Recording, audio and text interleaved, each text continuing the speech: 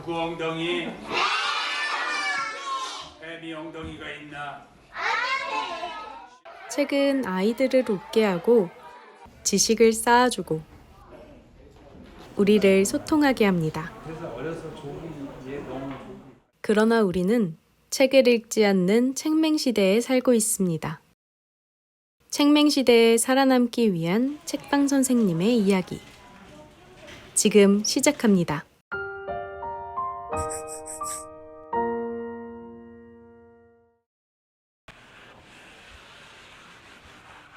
대전광역시에 위치한 계룡문고. 이곳은 27년째 운영 중인 향토 서점입니다. 이제는 얼마 남지 않은 지역 서점 중 대전을 대표하는 서점이 되었습니다.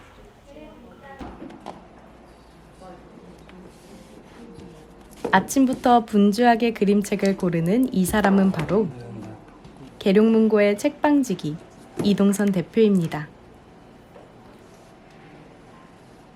오늘은 유치원에서 서점 견학을 오는 날입니다.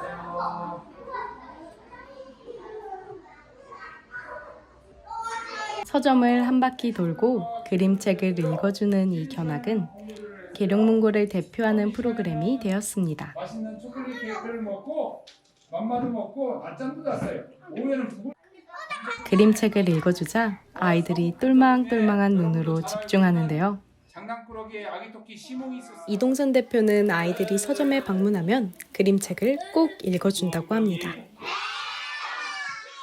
애미 엉덩이가 있나? 눈으로 보는 영역하고 듣는 영역하고 좀 달라요. 그리고 사람한테, 인간한테 듣는다는 거에 대한 중요성이 이루 말로 표현할 수 없을 정도로 정말 많죠. 갈등의 이런 소리보다는 그림책의 그 좋은 작품의 세계 속에서 얻어지는 그 뇌의 영양분이라고 해야 되나? 이건 정말 대단하죠. 자, 일요일날 저녁에 온 가족이 만나서 같이 모여서 저녁에 저녁 먹고 책 읽어주는 날. 그래서 이렇게 그림책 한 권을 읽어주는 날. 일요일날 저녁에 가족들이 모여서 다른 요일날 해도 좋아요. 그런 날을 마련했으면 좋겠다 해서 이렇게.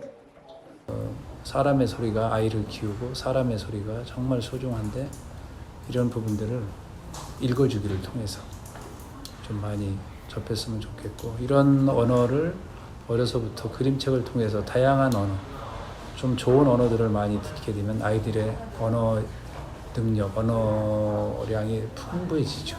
그 차이가 엄청나죠. 한번 따라해보자. 첨벙 첨벙. 졸망 졸망. 아니다. 말랑 말랑. 견학이 끝나면 아이들에게 특별한 선물도 쥐어주는데요.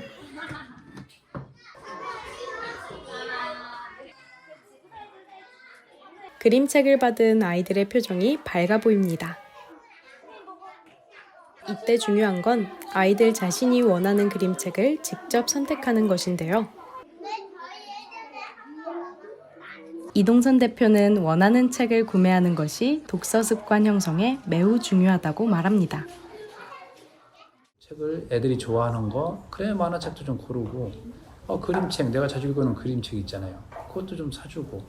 근데 그림책 고르면 야, 네가 지금 몇 학년인데 몇 살인데 이렇게 봐. 글씨도 조금밖에 없는데 돈이 아깝다. 빨리 읽고 가. 이러니까 아이들이 존중하는 건 계속 제지를 당한단 말이야. 부모와 교사는 아이와 책 사이에 중매쟁이에요.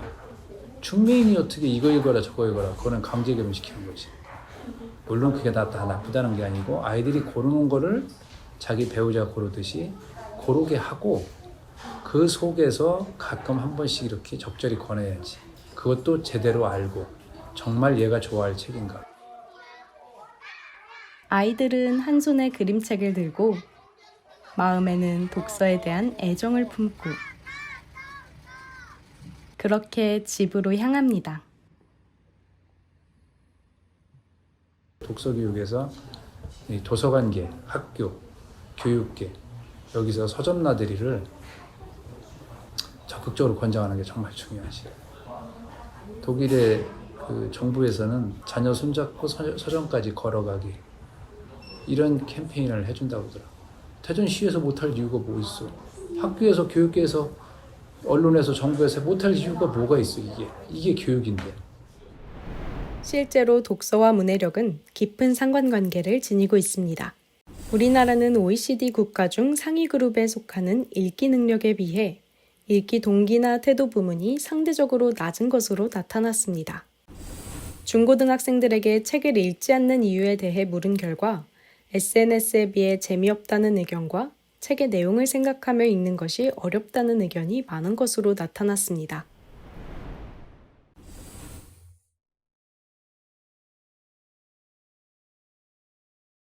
스마트폰 시대가 도래하면서 우리는 읽는 것이 어려워지고 있습니다. 책을 접하는 시간은 점점 줄었고 우리의 뇌는 퇴화하고 있습니다. 스마트폰 속에는 매일 새로운 것들이 넘쳐납니다. 새로운 것을 경험한 뇌는 쾌락적 화학물질 중 하나인 도파민을 분비하여 우리를 기분 좋게 만듭니다. 도파민에 중독된 우리의 뇌는 더 이상 하나에 집중할 수 없어졌습니다. 그렇게 우리는 스마트폰에 중독되어 갑니다.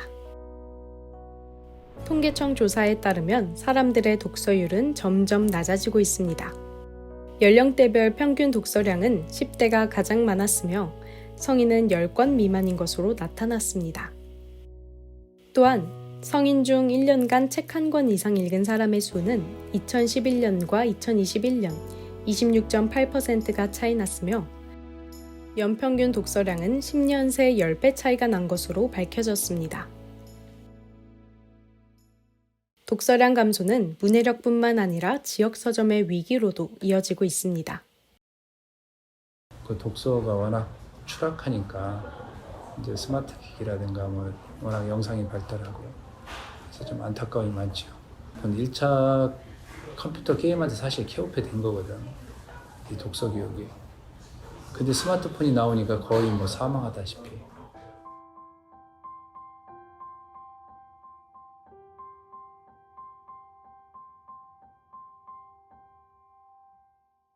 저도 처음에는 이 독립서점 그리고 지역서점의 위기가 온라인 서점과 대형 서점의 문제라고 생각했어요.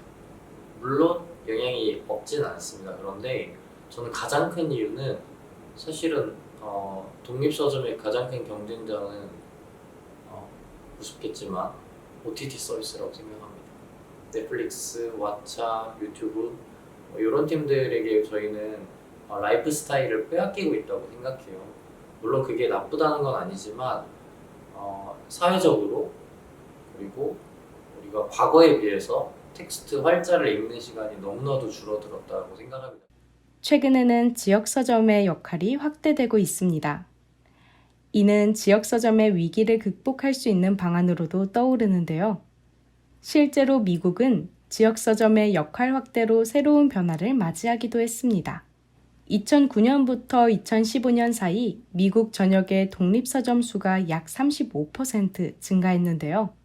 하버드대학교 경영대학원 라이언 라파일리 교수는 미국 독립서점의 부활 비결을 3C로 제시했습니다. 첫째, 서점을 사람들이 모이는 공간으로 만들고, 둘째, 기계적인 시스템이 아닌 사람이 직접 책을 추천하고, 셋째, 지역 주민들의 커뮤니티로 만들었다는 것입니다. 이처럼 서점은 책을 구매하는 공간에서 지역 문화를 느끼고 소통하는 공간으로 뒤바뀌고 있습니다.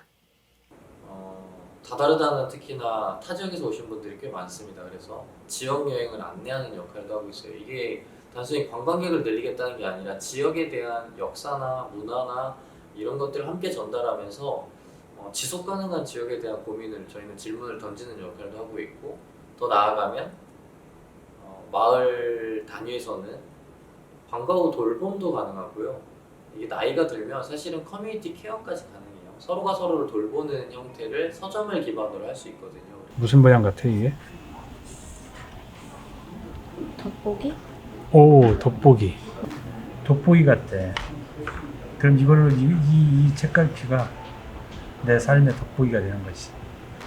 지팡이, 힘들 때 지팡이, 열쇠, 삶의 열쇠. 책을 읽지 않는 시대. 책과 멀어진 사람들을 위해 각자의 자리에서 고민하는 책방 선생님과 서점이 있습니다. 책이 여러분의 고민을 해결하는 열쇠이자 삶을 되돌아보는 돋보기, 그리고 삶의 갈피가 되기를 바랍니다.